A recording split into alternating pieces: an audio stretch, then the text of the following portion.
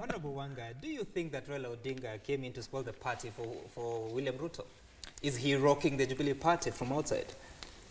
Well, I think what I saw the Deputy President saying, totally unprovoked, you know, just coming from nowhere and suddenly, because we were enjoying some level of calm as a country, and we were able to focus on you know, how to move the country forward.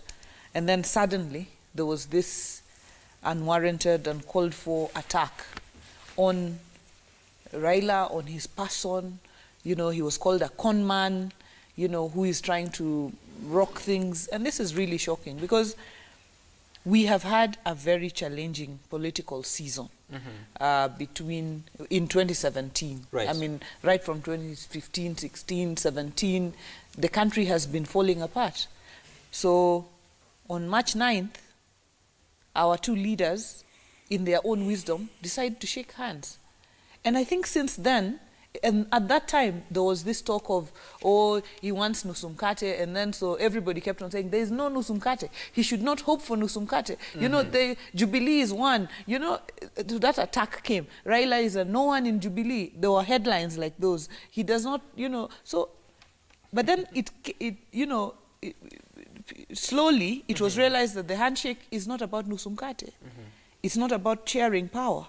It's about deeper things, deeper values, you know, a deeper position that Kenyans want to take in order for them to move forward as a country. I think President Uhuru decided that his legacy, you know, apart from the Big Four and the others, is going to be leaving behind a united country. Right. And Raila also decided that as he moves forward, what he wants the most is a united Kenya, because nobody wants to be a leader of such a divided country. So I think there must be something happening that we don't know. Because what we know is that these leaders are moving Kenya forward, but somebody probably wants to leave and is looking for an excuse, you know, because I can't understand, because they said, you can't chase me from ODM, then you come and chase me from Jubilee. Who is chasing William Ruto from Jubilee?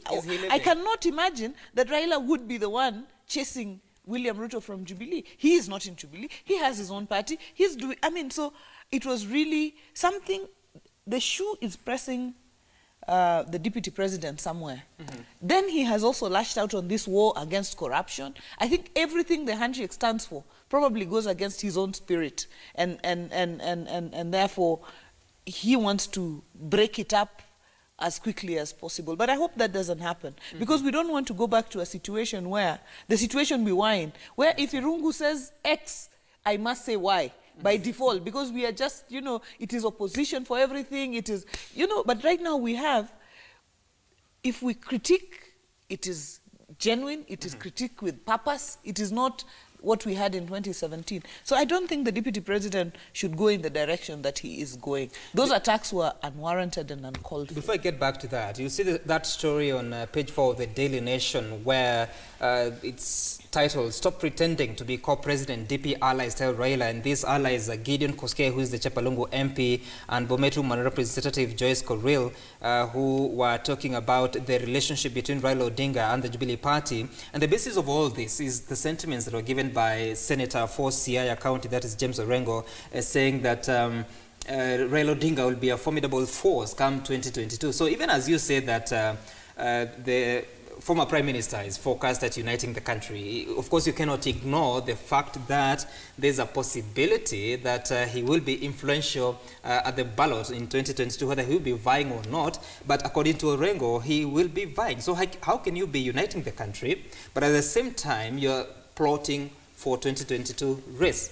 That obviously would make a Deputy President uncomfortable. First of all, this stop pretending to be co-president is very disrespectful. There is no day Raila has said he's co-president. There is no day he has acted as one. There is no day he has tried to move in that direction. So I think it is panic over nothing. What is the panic? Raila himself has said, right now we are focused on building bridges. We are not starting the debate of 2022. We have just come from an election. a very divisive election. This country started moving on 9th of March, which means it's not even been a year. Sure. You know, because of course there was election, but nothing could move. People were pushing and pulling, you know. The economy, you know, was coming to a standstill until 9th of March. So we essentially, since the election, started moving on 9th of March, which means we are just 6-7 months in. To be 7 months next week. Yes. So 7 months, it means we have not even started. It is unfair to begin this 2022 debate. Senator Orengo is entitled to his views, whichever way he wants to put them. But he's a senior member of the party. Of course he is a senior member of the party. I could also make a position, that is my personal position, that is not a position of the party. You remember when this first came up, there was a statement issued from the office of Right Honorable Raila himself, saying that we are focused on building bridges, not on 2022 elections. So right now, the focus for our party, and I sit in the Central Management Committee of our party, which is chaired by our party leader.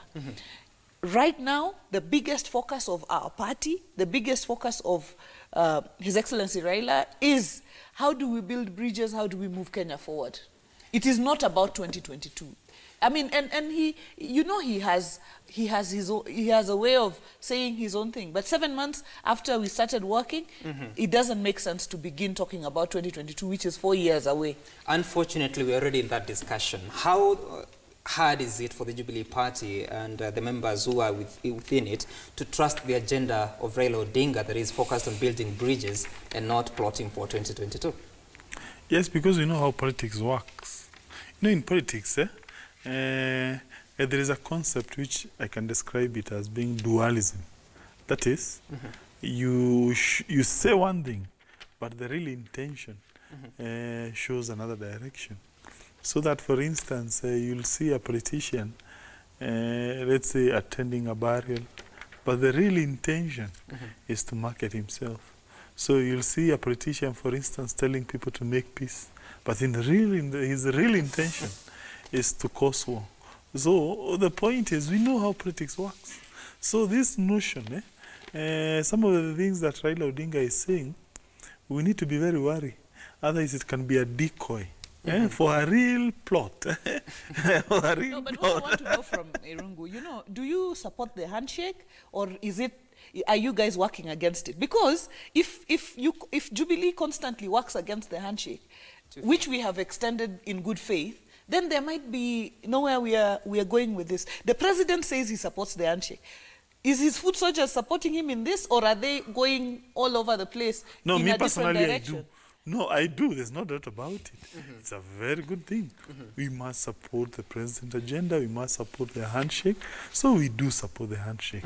But of course, you must always have that so-called third eye, so that you ensure you are not snooked behind your back. There's no doubt about it. It makes sense, you know, where, you know, in politics, I may be greeting you with a velvet, but inside that velvet is an eye on a hand.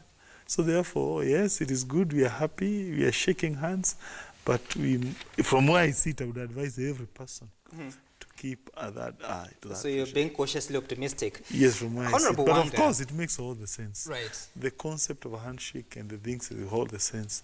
If it is bona fide, I think is the best thing that this country ever experienced. But if it is malafide, okay, we shall be able to discern that as times goes on.